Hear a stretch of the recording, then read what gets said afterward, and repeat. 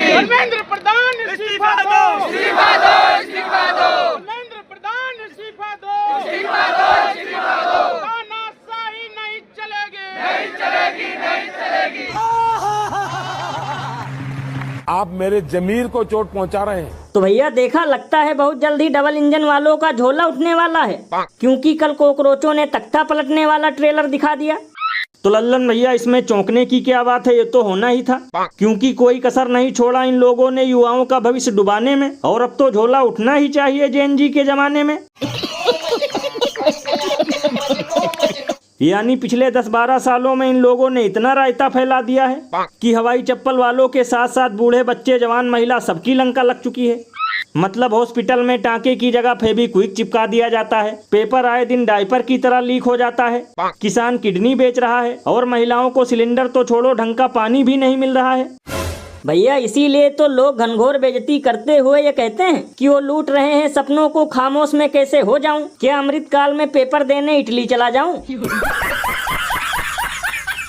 ये बड़ी अच्छी बात कही आप।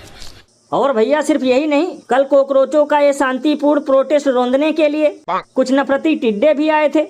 ओ कैमरा महाशय, इस ओर कर दो कैमरे को। सुअर, सबसे आप सुअर किसको कह रही है? कौन सुअर है यहाँ पे? अरे क्यों देंगे? गाली क्यों देंगे? उमर खालिद के साथ खड़े हो। कौन उमर खालिद? हम तो नहीं जानते। हम यहाँ धर्मेंद्र प्रधान के रेजिग्नेशन के लिए आए हैं। लल्लन भैया, इन लोगों का यही ड्रामा है, हर जगह अपनी टांग घुसाने पहुंच जाते हैं, वो भी सिर्फ गिने चुने शब्दों के साथ, जैसे कांग्रेसी चमचा, देशद्रोही, पाकिस्तानी, खालिस्तानी। बाकी वो नहीं दिखता कि नौकरी के चक्कर में युवाओं की खत्म हो गई जवानी।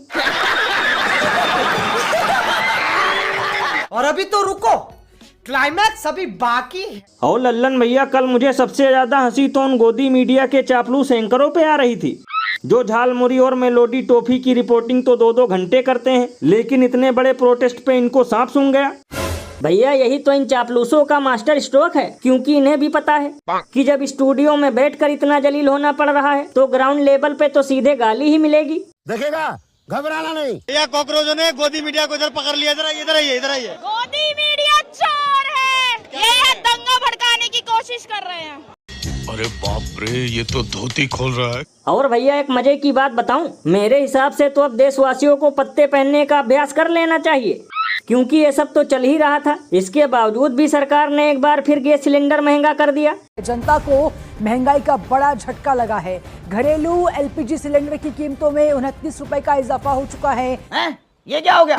ये क्या सुन रहा हूँ मैं? लल्लन भैया, ये बिल्कुल सही कहा आपने। अमृत काल में 18-18 घंटे महंगाई बढ़ रही है, यानी गजब है कलेश। सुबह महंगा होता है पेट्रोल डीजल तो शाम को गैस।